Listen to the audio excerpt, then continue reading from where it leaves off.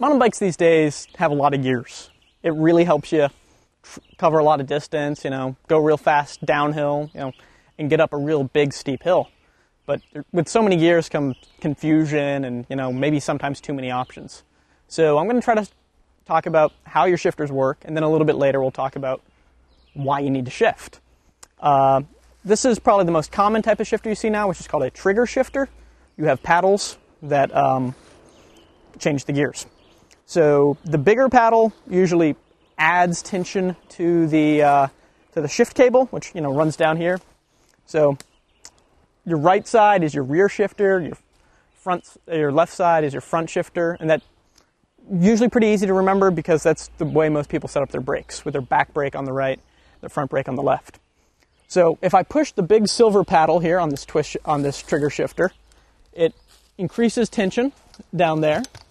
And you see when I pick up the bike and shift, it changes gears.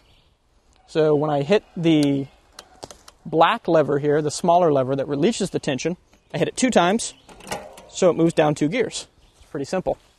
Front shifters, same sort of thing, except they usually don't have quite as many positions. This bicycle here has 2 chain rings up front. Most mountain bikes you see have 3. 2 is becoming a little bit more popular. So I want to get a harder gear, a bigger gear up front. So I push this big lever, and eventually it's going to shift up. The other type of shifters that we still see pretty commonly today are twist shifters. So they're sort of like a motorcycle throttle.